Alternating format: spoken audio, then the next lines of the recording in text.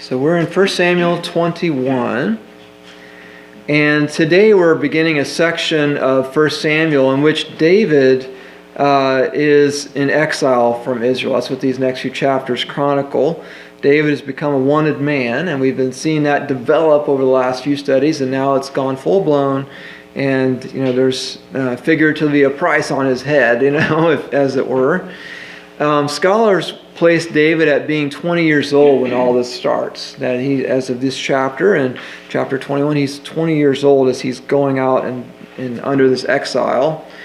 And he's going to be on the run for 10 years. It's when he is 30 in 2 Samuel 5, verse 4, that he is coronated, formally as king of Israel. That's in 2 Samuel 5. So 10 years of being on the run, you can imagine that would be pretty intense.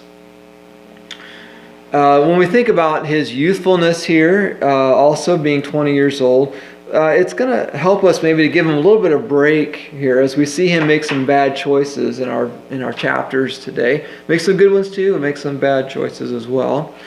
Because the first thing we see, and what's going to be prevalent in this first chapter, is that in his troubles, he's not really seeking God's guidance. He's just kind of going with it, just sort of doing what he thinks he should.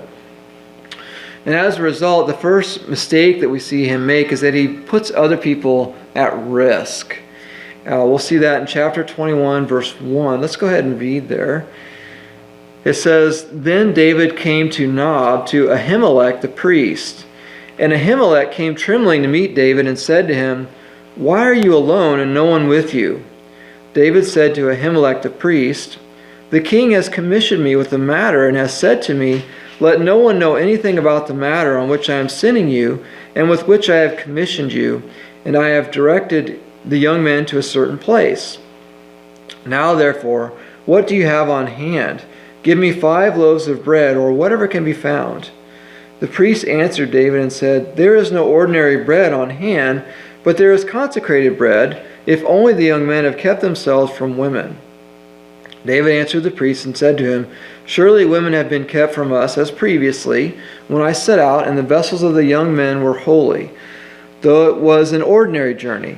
How much more than today will their vessels be holy?' So the priest gave him consecrated bread, for there was no bread, but the bread of the presence, which was removed from before the Lord, in order to put hot bread in its place when it was taken away. Now one of the servants of Saul was there that day, detained before the Lord, and his name was Doeg the Edomite, the chief of Saul's shepherds.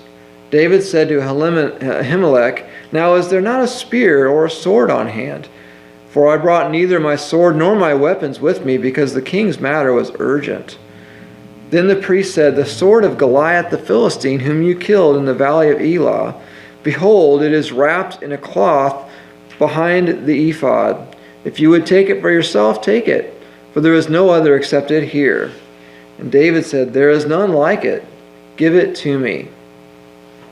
And so David, fleeing for his life now, he's gone to Nob. And Nob is, we find out, where the tabernacle is. So that's where the priests are. They're all there in this city, Nob. Now, normally this would be a good thing. When we have trouble, it's good for us to go amongst God's people, to gather together. And so that is a wise principle of seeking godly people in trouble. But unfortunately, in this case, it wasn't a real good idea for David, because he has a murderous king on his trail. And so wherever he goes, he's putting people at risk. And the high priest kind of recognizes this. He's obviously scared to see David all by himself coming to him. David is obviously out of sorts here. He's a warrior. We know that of David. He's a warrior, but he's traveling without any of his weapons. That's unusual that he would leave without those things. He's a leader. He's a military leader, and yet he's traveling all by himself. That's also a red flag. And then finally, he is a royal official, son-in-law of the king, and he's begging for food. This is another indication something is really wrong about this journey David's on. It seems pretty clear that he had to move, really quickly without any planning. And so David, hatches this story, kind of plays it off as though he's on top secret business. It was so urgent, he couldn't do anything, and he just had to leave with just the clothes on his back. And he says, well, I'm going to rendezvous with these other men. That's why they're not with me now, but I'm going to rendezvous with them. Now, that actually seems to be true. Because when Jesus talks about this same account, in Matthew and in Luke, he talks about this. He mentions about David and his companions eating this bread. And so it does look like David was going to meet up with some people potentially here. So he wasn't bluffing about that. But the rest of this is a lie that he puts together. And it seems like it was an effort to protect the priest in all this. We talk a lot today about people having deniability. If they don't know the whole story, they can deny, that I didn't really know about it. And that seems to be the ploy that David is making here, that I'm going to give the priest some deniability by lying to him and not telling him what's really going on. Well, unfortunately, as we read more in our verses today, we're going to see that is not successful for the priest. It doesn't work as a defense against this king. And so David is not really thinking clearly here, and he puts the priest now at peril, not just himself. And sometimes when we are following God's will, other people, are at risk in that, or it does cost other people something. But this is always a choice that they should make. We shouldn't make it for them. This should have been something that you let the priest know, this is dangerous for me to be here. Let him put his own life in his own hands, and not David, deceive him like this and then place him in this position. I mean, it's always easy for us to look at someone else's sacrifice and think, it's not that much. This seems like a small, risk for them or whatever. But what about when we're the one making it, right? I mean, we should always follow the golden rule here. We would want to be able to seek God about whether or not this is a risk I should take. And so certainly other people would want to do the same. Certainly the priests would have wanted to do the same, as we're going to read on further. But in this whole exchange that David has here with the priest, he asks for food. And the priest tells him that all they have is the bread of the presence. But this bread they can only have if the men have been kept from women. And why does he say that? Well, it basically means that they're ritually clean, is what it means. They need to be ritually clean in order to partake of this bread. This bread is elsewhere called the consecrated bread, or the show bread, or the sacred bread. These are all synonyms for this bread of the presence. And this bread each Sabbath was replaced with fresh bread there in the tabernacle. The old bread then, last week's bread, was then eaten by the priests. And traditionally they would eat it right there in the tabernacle. So clearly they would have been ritually clean in order to eat this bread. So that we see why they want David and his companions to be clean also. And Jesus reminded us of this account of David eating this bread. I made mention of it earlier. Let me read now from Matthew 12, verse 3. Matthew 12, verse 3. Speaking of Jesus, it says, "But he said to them, 'Have you not read what David did when he became hungry, he and his companions? How he entered the house of God, and they ate the consecrated bread, which was not lawful for him to eat, nor for those with him, but for the priests alone.'" And so the Bible isn't clear on why this bread was called the bread of the presence, but clearly it's a reminder of God's presence in some way. You think, of course, of God's presence there with the Ark of the Covenant and all of this. One popular understanding of the purpose of the bread was that it was to symbolize how God's presence is what we depend upon. And certainly the priests depended upon this bread, as part of their food that they were to eat. And we know today as believers, anyone who is a believer, that God's presence is our daily bread. It's what we need more than anything else. And so David and his companions certainly would need to depend on God to protect them from Saul. And so just like we need the presence of God, they needed God's protection, his presence in their lives to protect them. And that's such a good thing for us to remember, that when life is overwhelming to us, God is the one that can calm our storms. Or when our life doesn't make sense to us, he's the one who can bring peace into that situation. And when we have those burdens that are too heavy, God is the one who is strong enough to carry those for us. The common denominator in all this is that we need God's presence with us. Now, God is omnipresent, and so that means that He is always there. There's never been a moment in our lives that God wasn't there. But what needs to happen is we need to acknowledge that He's there. We need to recognize that He's there, and that's what makes all the difference. When we realize that God is here with me, I'm not in this all alone. And if God is with us, who can stand against us, as the verse says? Well, back to this context in 1 Samuel 21, though, the fact that this bread of the presence was the only food that the priests had actually is indicative of the bad state that Israel is in at this point in time. Because the priests were to receive their food through the tithes of the people. People were supposed to bring food to the tabernacle, and so the priests had sustenance. And so the fact that all they have with this bread, that's really bad. They should have had a lot of food there for them to live off of, but they didn't. All they had was this bread. And so that tells us spiritually things weren't right in Israel. People weren't really obeying the law as they were supposed to. But finally, David then asks for a weapon from the priest. That's kind of interesting, Do you got any weapons around here, at the tabernacle? I mean, you come to the church today, you don't go, you got any weapons in here? It's not really the normal thing there. It's not a stockpile, for weapons.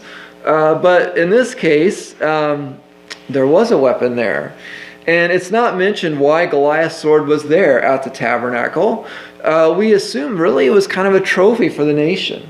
That, hey, this not only was a defeat that God used David for, this was a defeat for the whole nation of Israel. They defeated the Philistines that day. And so as sort of a trophy, this was brought back there to commemorate what God had done. How God had defeated this giant. And so in God's providence, that sword is there now for David. And David gladly accepts this huge sword. Remember, it was extra large because it was for this extra large person. And this will be the second time that he's wielded it. He wielded it on that first day, but now he'll carry it again. And let me suggest, though, that David knew that sword was there. Let me suggest that he knew that sword was there. Why do I say that? Well, when David won that sword back in 1 Samuel 17, it told us that he took that sword and put it in his own tent. And so he was keeping that sword. And so it seems likely that sometime after that, he's the one who decided, I should give this to the priests so all of Israel can celebrate this victory. It seems that that's probably what happened. I don't think the priest went over there and swiped it out of his tent. I don't think anyone stole it from David after that. I think he decided to give it to him. So he knew that was there. And so when he came and asked, you guys got any weapons? He kind of knew there was this sword there that would really be helpful to him now. But now we're going to see a second mistake that David is falling into here is that we don't really see him seeking the Lord yet in these verses. Let's read from chapter 21, verse 10, 1 Samuel 21:10. It says, Then David arose and fled that day from Saul and went to Achish, king of Gath. But the servants of Achish said to him, Is this not David, the king of the land? Did they not sing of this one as they danced, saying, Saul has slain his thousands, and David his 10,000s? David took these words to heart, and greatly feared Achish, king of Gath. So he disguised his sanity before them, and acted insanely in their hands, and scribbled on the doors of the gate, and let his saliva run down into his beard. Then Achish said to his servants, Behold, you see the man behaving as a madman. Why do you bring him to me? Do I lack madmen, that you have brought this one to act the madman in my presence? Shall this one come into my house? And so David here, like I said, is kind of making himself a fool. We see that as I read that. The first thing we know is that he flees to what to us seems like the most unlikely place in all the world he would go to. He goes to the Philistines. He goes to the land of the Philistines. These are the ones he's been defeating in battle these last couple of chapters we've been reading about. So it's kind of strange. He's going to his enemy now. And then he goes specifically to Gath. And Gath was the home of Goliath, whom he killed. And so now he's only going to Goliath's hometown. He's also taking Goliath's sword with him. Hey, remember this guy? I've got his sword here. Guy I killed that was probably related to some of you. I'm the one that did that. But in David's defense, it is possible. Well, let me back up. First of all, Gath was the nearest Philistine city to Judah, and so it was the closest place to go where there was like civilization. And it seems likely that his goal in going there was he was hoping to hire himself out as a mercenary because he was a great warrior. And why do I say that? Well, because he actually does that in the future. In 1 Samuel 27, he returns again to Gath. And in that chapter, he does that very thing. He hires himself out as a mercenary to the people there. Now, the Philistines, though, as David comes in this time, they recognize him, or at least recognize his name. And, David expected that he was kind of famous now because of, things he had done. But they're not happy to see him. Instead of being like, hey, this is this great warrior, let's get him to work for us, they think they want vengeance on this guy is what they want. They want to put him to death now the way he put Goliath to death. And they remember that song of the women, the song that, and it's quoted here for us, that song that began all of David's problems, really. And if you think about it, it was that song that created all this jealousy within Saul and started the whole nasty, events that we've been watching the last couple times we come together. And so when David sees all that, it causes him to fear. And so he decides, I'm just going to act like I'm crazy and, they'll let me go. That's what he decides. And he literally does that. He acts like he's lost his mind, does all these crazy behaviors so that they'll think he's just a nut, And this isn't exactly what we'd expect to see in our hero, that he acts like he's crazy. We've all watched movies and read books. We expect him to pull out that sword and fight his way out of that room or something, but no, he acts like he's crazy. And, there's a reason that this may have been successful for him. We see the strategy worked. It did save his life. And that's because, commentators suggest that, David acting this way possibly convinced him it wasn't really David at all. That this was just some crazy guy claiming to be David. Because if you think about it, this is way before the time that the photograph was invented. And so there's a good chance no one in that room had ever actually seen David. Or seen him close enough to really recognize him. And so he acts like he's crazy. Yeah, I'm David. And he's acting all nuts. We're like, this isn't David. This is some crazy guy, claiming to be him. We don't know how. He probably stole the sword. That's how I got the sword. And so it works. David, gets out of the situation. And it's interesting, though, as we read that. We look at that and we see how David really, worked his way out to save his own skin. But David's recollection of the events is a little bit different as we read about it. I'm going to read from Psalm 56. Psalm 56 is what he wrote in regard to his being arrested by the Philistines. The text doesn't really tell us that he was arrested, but apparently he was actually arrested by them. It wasn't like he walked in there, willingly. They actually arrested him when they saw him. Psalm 56 verse 8 says, David wrote, "You have taken account of my wanderings. Put my tears in your bottle. Are they not in your book?" That was Psalm 56:8. I think that's such an awesome passage. How much meaning these words had for David. Think about his wanderings. He's fled to Nob, where he had to beg for bread. He'd been living in the king's palace. Now he's begging for bread. Now he's off to Gath, where he had to fend for his life, by this acting job he did, to save his own skin. And yet he knew that in his trial, God was still there.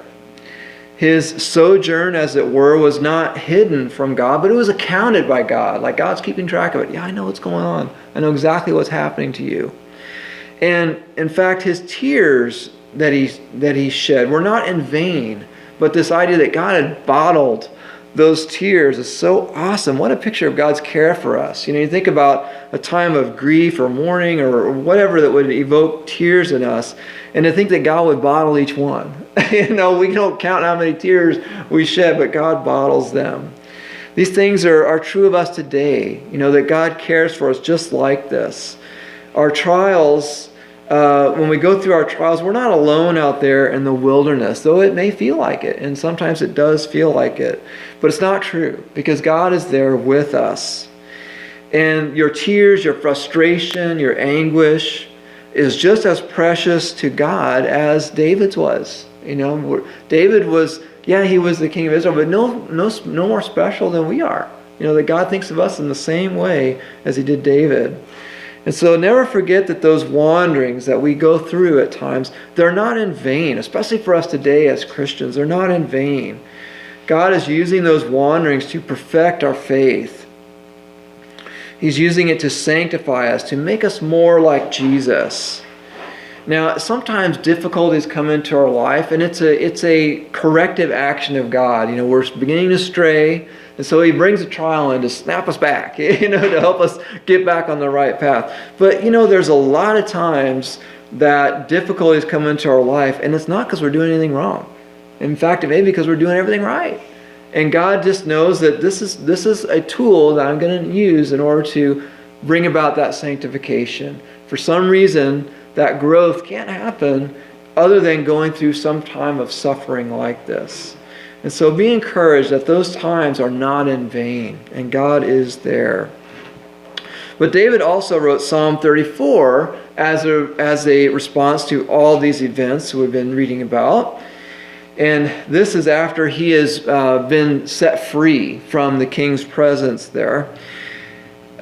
We read the account. We see David kind of saving his own skin. That's how we look at it. He acted like this, and it worked and all that. But David saw it differently. From Psalm 34, verse 4. Psalm 34:4 says, I sought the Lord, and he answered me, and delivered me from all my fears. They looked to him and were radiant, and their faces will never be ashamed. This poor man cried, and the Lord heard him and saved him out of all his troubles. The angel of the Lord encamps around those who fear him and rescues them. And so David sees his deliverance there as coming from God, not from himself. Even though David was acting and all that, he knows that really God is the one who delivered him. It wasn't himself. And this is how God works in our lives today too. Usually when God is working in our lives, it involves us in some way. We know, for example, that God provides the things we need so we can pay our bills and all of that. And yet most of us have had some work involved there. We've gone to a job at some point anyways. And that's how God's provided for us. Or, we thank him for providing the food that we have every day, but generally we've done some shopping or we've done something so that we could acquire that food. And yet we know that God is the one who provided that. David knew, as we do, that all of our efforts will fail if God is not in it, if God is not there blessing it. And so even though God works through our hands at times, he is still the one working. And so we give him all the rightful praise and glory because it belongs to him. Well, so far as we've been reading, we've seen some mistakes that David's made here. But next we're going to see David showing some wisdom. Let's look at 1 Samuel 22, verse 1. So David departed from there and escaped to the cave of Adullam. And when his brothers and all his father's household heard of it, they went down there to him. Everyone who was in distress and everyone who was in debt and everyone who was discontented gathered to him. And he became captain over them. Now there were about 400 men with him. And David went from there to Mizpah of Moab. And he said to the king of Moab, Please let my father and my mother come and stay with you until I know what God will do for me. Then he left them with the king of Moab, and they stayed with him all the time that David was in the stronghold. The prophet Gad said to David, Do not stay in the stronghold. Depart and go into the land of Judah. So David departed and went to the forest of Hereth. So David here, he has retreated from Philistia to the cave of Adullam. And this is sort of like in a wasteland between Philistia and Israel, from what we gather. It's about 10 miles southeast of Gath. and which puts it 15 miles away from Bethlehem, David's hometown. And there, David is joined then by this large group, including his family. His family comes to join him. And we read that and think, oh, that's so cool. His family is coming to encourage him. You know, as he's on the run, he's fearing for his life. They're coming to encourage him in that way. But, you know, actually, I think they were coming because they were afraid. They came there out of fear to come to David, where they felt they would be safer than they would be in Bethlehem. Because Saul, as crazy as he's becoming, might easily take revenge out on David's family. It's like, well, I can't get to him, but I can get to them. They're, in my backyard, as it were. Because even his brothers here apparently have left Saul's army to flee. They were in Saul's army previously, we saw. Remember that when we were reading about David and Goliath a couple weeks ago, that David's father was too old to go and check on his sons in battle. He couldn't leave, his home to do that. But now he's going out to meet David in the wilderness. 15 miles, which would be a long journey for someone, especially an elderly person in that time. And so David, wisely takes his aging parents somewhere that they're going to be in a more comfortable and safe environment. He takes them to Moab. Remember that from Ruth chapter 4, verse 17, that Ruth is, or was, David's great-grandmother. That was his great-grandmother, Ruth, and she was a Moabitess. And so we reason that there was still a connection there in the family as a result. Because great-grandma was from Moab, and so let's just take mom and dad over there where there's some safety and there's some connection. Because his parents obviously couldn't go back home. It wasn't going to be safe. But, David is really roughing it, He's staying in a cave. This isn't really going to be easy on mom and dad either. And so, like a good son, he finds a place to take care of his parents here where they'll be safe. And it does say a lot about a person's character for how we care for the weak, or if we care for the weak. David's parents really couldn't do anything for him now, if you think about it, but he cares for them because obviously that's the right thing to do. And it's sad in our culture today, so often the weak are victimized. We think about unborn children are victimized in our nation because of through abortion, through the tragic abortion industry. But even the sick and even often the elderly in some parts of the Western world are being victimized today through euthanasia, where someone is obviously in a weakened state of mind and are allowed to make a decision to have their life ended rather than continue to live the way they are. It's a tragic thing that's taking place. And so David here, as he's there at the cave, he has a bunch of other people join with him too. 400 men altogether. And this is this disgruntled bunch that comes out to David here. These were those who no doubt wanted to see Saul's reign come to an end based on the various things it says that they were dealing with. And so they flocked to David, who David's become the unwilling rival to Saul. He doesn't want to be Saul's rival. He's loyal to Saul. And yet here he finds himself this unwilling rival to the king. But what is the source of David's wisdom that we're now seeing? Well, I think in verse 5 we got our hint of that. As David is interacting with the prophet.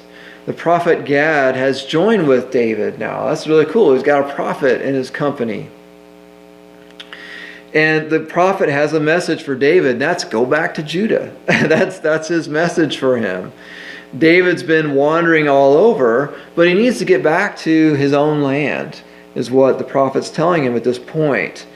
Now, Hereth, this forest, is not actually far from the cave at Adullam, which leads us to believe that David went to the cave of Adullam, and then he went to this place that was the stronghold. That was somewhere else. That's not real clear exactly where that was, but obviously outside of Judah.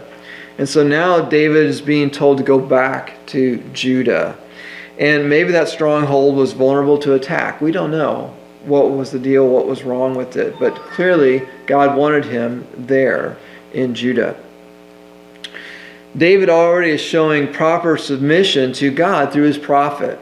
I mean, it's been a long time since we've seen that in the book of 1 Samuel, because Saul never did get that right. And that's ultimately what disqualified him as king, is he wouldn't submit to God. God's like, hey, I got these prophets, they're going to give you guidance, and he wouldn't follow. He'd follow in part, but not in full. And so he never would submit to God. And so David, though, is now being led by God. But unfortunately, his prior wanderings there, where he wasn't really making great decisions, are not going to be without consequences. Let's read from chapter 22, verse 6, 1 Samuel 22. Then Saul heard that David and the men who were with him had been discovered. Now Saul was sitting in Gibeah under the tamarisk tree on the height with his spear in his hand, and all his servants were standing around him. Saul said to his servants who stood around him, "Hear now, O Benjamites, will the son of Jesse also give to all of you fields and vineyards? Will he make you all commanders of thousands and commanders of hundreds? For all of you have conspired against me, so that there is no one who discloses to me when my son makes a covenant with the son of Jesse. And there is none of you who is sorry for me, or discloses to me that my son has stirred up my servant against me to lie in ambush, as it is this day." Then Doeg the Edomite, who was standing by the servants of Saul, said, "I saw the son of Jesse coming to Nob, to Ahimelech the son of Ahitub. He inquired of the Lord for him, gave him provisions, and gave him the sword of Goliath the Philistine." And so Saul hears about David's movements here, and he's troubled by it. He's convinced that David is laying in ambush for him, although we know that's exactly the opposite of what's happening. And Saul is sitting there in his hometown of Gibeah under this nice tree there with this spear, it says, and he wants to know why no one is letting me know what's going on here. Why is everyone being so silent about what's happening with David? Even amongst his own clan, he refers to them as the Benjamites, which he was of the clan of the Benjamites. And so he utters this challenge there, mixed with a lot of self-pity as we read it. You can't miss that. And he's saying, do you think David's going to take good care of you? When he becomes king, do you think he's going to take better care of you than I do? And it's actually a valid, question or concern, because generally, if someone else becomes king, another tribe, another family, well, they're probably going to wipe out the family of their predecessor to make sure they don't rise up against them. And so that's, a good point that Saul is making. And generally, obviously David's not going to do that, but that's a valid concern of kings in general. Certainly wouldn't expect that new king to enrich the family of his, former king. But interestingly, no one in his family speaks up. They're all silent here. He's even, saying some bad things about Jonathan there. That Jonathan is plotting against him, even though Jonathan has been, very loyal as well. But when it came to, what's right and saving the life of David, God's true anointed, well, he did the right thing and helped David escape. It's only a servant, though, who speaks up now in answer to Saul's challenge. And maybe the people in his family didn't know anything. But Doeg the Edomite does know something, because he was there when all this took place. Now, why was Doeg there at the tabernacle when David showed up there? Well, it seems that Doeg was actually, not just an Edomite or from Edom, but he was actually a proselyte to the Jewish faith. And so he was probably there, bringing some offering or something like that to the temple. And that's why he had to be there at that time. And remember, Edom is, the people of Edom are actually the descendants of Jacob's brother Esau. That's where Edom comes from. And so Doeg actually gives a factual report of what he saw there.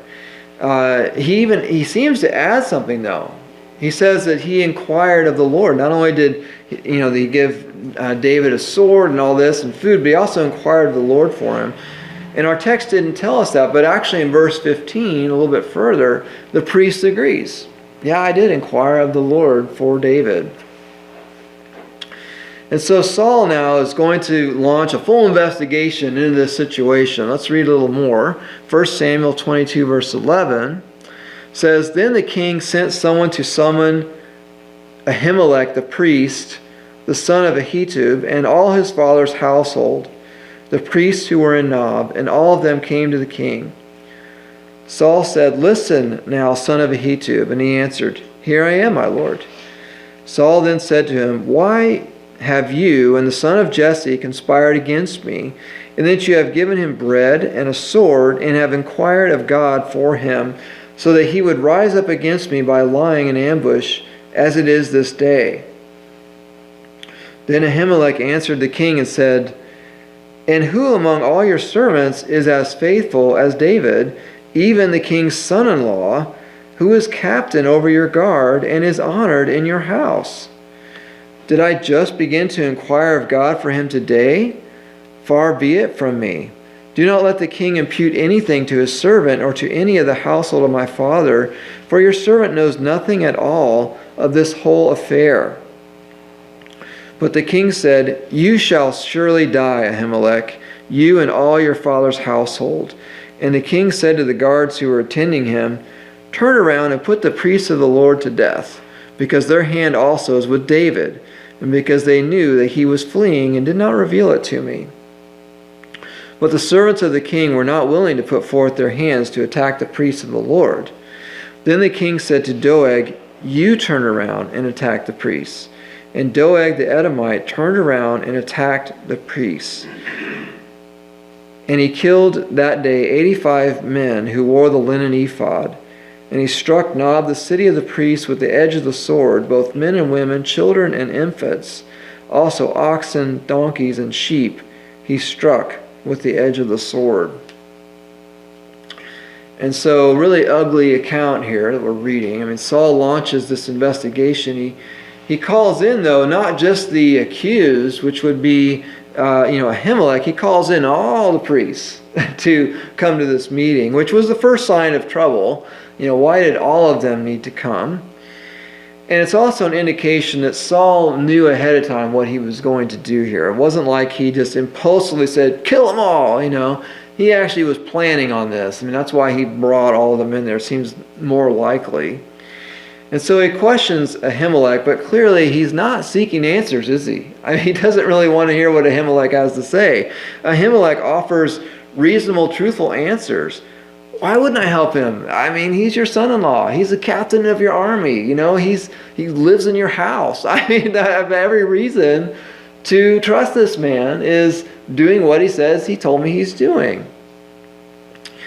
Ahimelech basically tells him as much. All Ahimelech did was be deceived.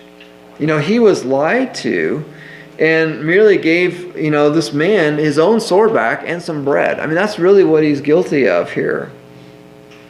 But Saul isn't interested in the truth. Saul is only interested in blood at this point.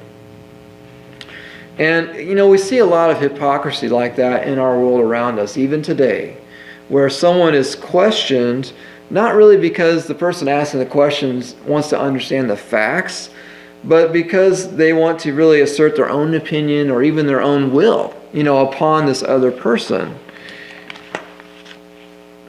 Now, thankfully, in our society, we don't see these sort of things boiling over to murder like this. I mean, this is terrible, this murder happened. But still, it is an ugly sin even today. When somebody makes a hypocritical investigation like this, really they're just trying to hurt the other person. They're not really interested in what's true. Once again, though, Saul's family, to their credit, lets him down here. He asked them, to get involved here and to kill these innocent people. And he asked, those others who are with him that are his servants, and they won't do it. So basically it comes down to Doeg. And Doeg is willing to be his assassin here for him and does carry it out. And it's just such an ugly story. It's hard to read that without it turning your stomach, obviously. But as we see throughout Scripture, though, God preserves a remnant here. Let's read from chapter 22, verse 20, 1 Samuel 22. But one son of Ahimelech, the son of Ahitub, named Abiathar, escaped and fled after David. Abiathar told David and Saul told David that Saul had killed the priests of the Lord. Then David said to Abiathar, I knew on that day when Doeg the Edomite was there that he would surely tell Saul, I have brought about the death of every person in your father's household. Stay with me. Do not be afraid, for he who seeks my life seeks your life, for you are safe with me. And so Abiathar is the lone priest who escapes from this slaughter to join with David. And now, as a result of this, as Abiathar comes to David, we see really the full model of leadership that God is intending now that there's a king. Now, he didn't want there to be a king. Him giving a king was a concession on God's part to the people of Israel. But now that there is a king, now we see the full model of leadership that God has for them. We see the king, that's David, is there. We see the prophets represented by Gad. And we see the priest, Abiathar. So we see prophet, priest, and king all there together. God's, leadership package there for ancient Israel. As opposed to Saul. Saul has none of these things. Saul is king, but really his kingdom's been taken away from him. God's already said, no, you're no longer it. It's going to be David now. There's no prophets or priests with him. He is completely outside of God's will, alone in his sin. And so as we study today, we've seen David make some mistakes, unfortunately. But we've also seen some really great examples from David of things that we want to model in our own lives, we want to follow. The first thing is we saw that he did seek out the people of God in his trouble. Now this went tragically bad for David, because of this murderous king who was after him. But generally that is the right thing for us to do when we have troubles, to seek out godly people. To have around us, to discuss our problems with, to pray with, and all these kind of things. Secondly, we see that David cares for the weak. He cares for the weak throughout these chapters. He cares for his parents. He's taken in the outcasts of Israel who had nowhere to go. And now Abiathar the priest. David is caring for the weak, and that's always the right thing for us to do. That's God's will, that we care for those who are weak among us. Also, we see David listening to the Lord's direction through the prophet Gad. Clearly, something we always want to do as believers. We need to be following God's direction in our lives. And the final thing that we see David do that is also an example we want to follow is that he owns his own mistakes. When Abiathar comes to him here at the end of chapter 22 and tells him what has gone on, David accepts responsibility for the tragedy. He doesn't try and pawn it off and say, well, if the priest would have just said this, it would have been okay. He doesn't say anything crazy like that. He accepts responsibility that I caused this. And that's something that often people don't want to do, is accept responsibility for their own mistakes. But that's a godly thing for us to do too. How different would our world be if only those 4 principles were followed by everyone in the world? Wouldn't it be awesome? Just those 4 things it'd be amazing how much better our world would be if that would take place. Let's close in with a word of prayer. Lord Jesus, we're just so thankful for your word that you give to us. The New Testament tells us as examples that we can see in the Old Testament. And we see the example from David's life today. And Lord, we want to follow these things that he did that were right, Lord. We don't want to follow any of the mistakes he made, but we want to learn from those as well so that we don't follow into those. Because our sinful nature works the same way today as it did then. We're tempted by the same things.